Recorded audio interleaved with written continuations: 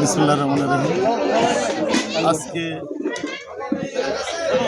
দেশনেত্রী বেগম খালেদা জিয়ার মৃত্যু উপলক্ষে আজকের এই মিলাদ আয়োজন করা আমাকে এখানে যারা আছে আমি সবার প্রতি সালাম, আসসালামু আলাইকুম।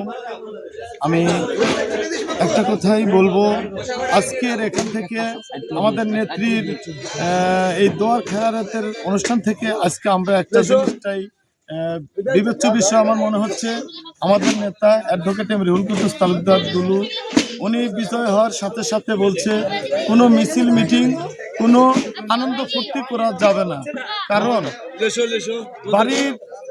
আমার বাড়িতে খাবার আছে, বাড়ির পাশের বাড়ির খাবার নাই।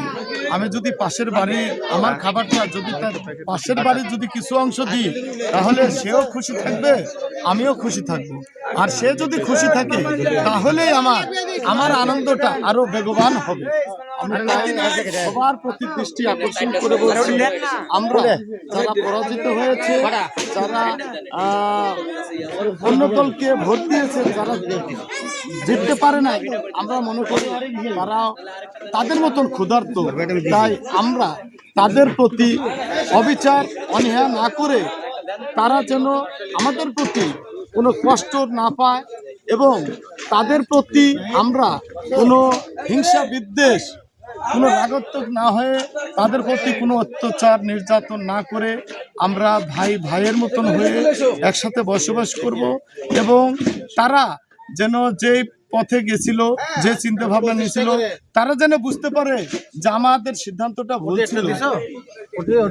সেখান থেকে শিক্ষা নিয়ে আমাদের কাছে বা আমাদের এই বাংলাদেশ জাতীয়তাবাদী দল রুহুল কুদ্দুস তালুকদার দুলুর আদর্শে অ্যাডভোকেট এম রুহুল কুদ্দুস তালুকদার দুলু এমন একটা নেতা যে যার ভিতরে কোনো হিংসা বিদ্বেষ নাই, আমরা মাঝদিঘাবাসী তা প্রমাণিত।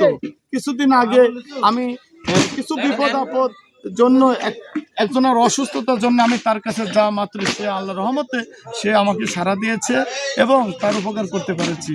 আমি সবার প্রতি দৃষ্টি আকর্ষণ করছি, দুলু ভাইয়ের ভালোবাসার সিক্ত হয়ে আমরা সবাই জাতীয়তাবাদী দল পতাকা তলে আমরা আবদ্ধ হব, একসাথে থাকব, একসাথেই সবাই আনন্দ উৎসব পালন করব। এই বলে আমি আমার বক্তব্য শেষ করছি এবং আমার মাঝদিঘার 2 নং ওয়ার্ডবাসীর সবার সুস্বাস্থ্য ও দীর্ঘায়ু কামনা করে আমি আমার এখানে বক্তব্য শেষ করছি। আসসালামু আলাইকুম।